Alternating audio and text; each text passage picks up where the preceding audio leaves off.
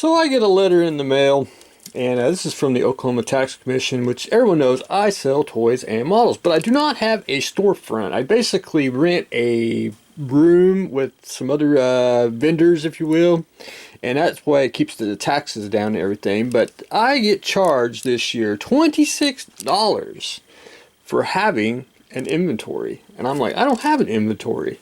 I rent a room to sell stuff out of.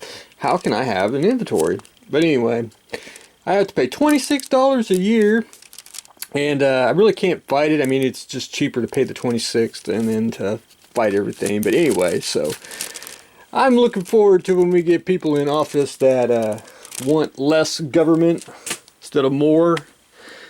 But anyway, that's my rant for the day. Starting the Caddy.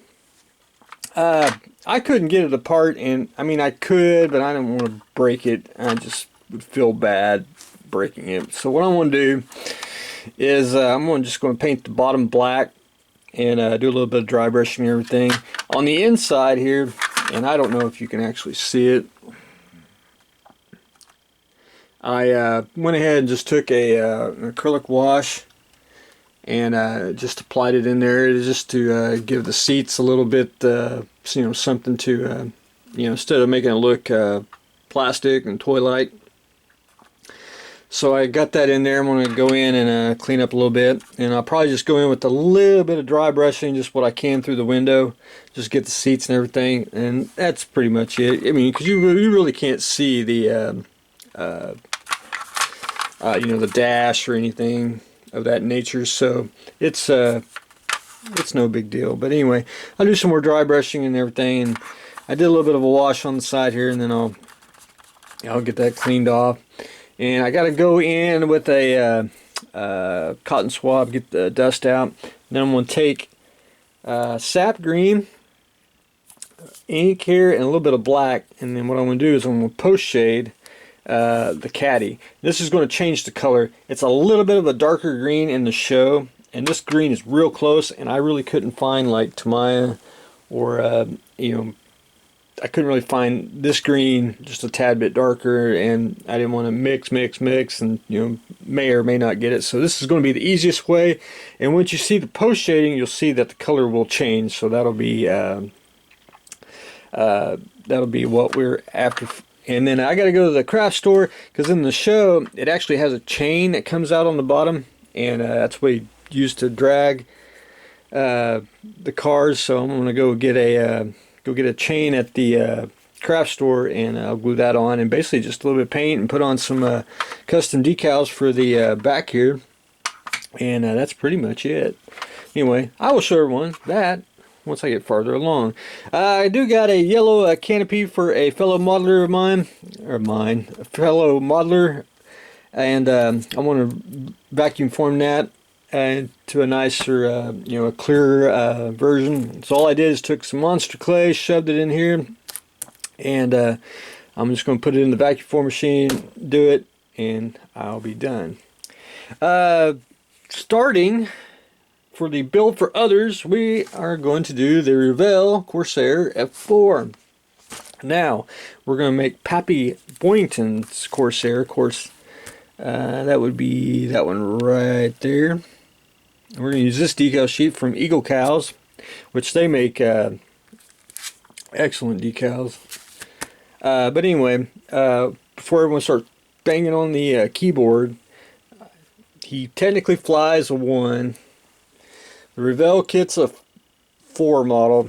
I really don't know the difference. I mean, it probably something. I ain't going to fix it. If it is, I mean, it's close enough. And once you get the paint and decals on, I mean, only purists will freak out about it. But anyway, that it don't matter. I mean, it'll look good because I painted it. But anyway, we're going to pretend that the 4 is a 1. So anyway, if that makes sense.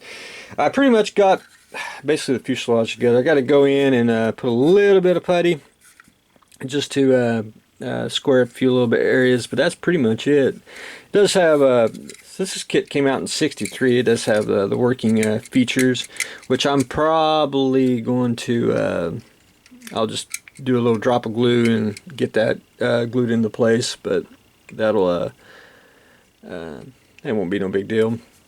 And then what I'm going to do is get some more, I'll put some little putty on there, probably later on in the day, and then just go in and start doing, you know, sub-assemblies. I'll just get all the doors on, start getting the wheels on, just do sub-assemblies every day, and then before you know it, you will have a model built. So, that is what I have got going on so far. And since it's been raining for 3 days straight here, and a cold rain, I was looking at something that I personally wanted to do, and that's this track bike. And excuse me, and this is a 1939 bike, and I haven't found anyone doing a kit of it, so I want to do it about 32nd scale. It'd be about, I don't know, 2 inches, and I think this would make an excellent model kit to make. And it's, I want to say it's almost like, and there's a picture of it, of a painting showing it like a military version where troops could ride it. But anyway, I haven't found any more. I found 3 pictures of it, and I'm like, I've got to make this. So that's probably going to be a kit very, very soon for me. So looking forward to that, and I'll show everyone what the real name is so you can Google it and all that. And it's just, I think it's just top notch, almost post-apocalyptic, very futuristic from 1939. But anyway, that's what I got going on today. I want to try to research more on my little track bike here. We are building Pappy Boyington's Corsair. We'll do some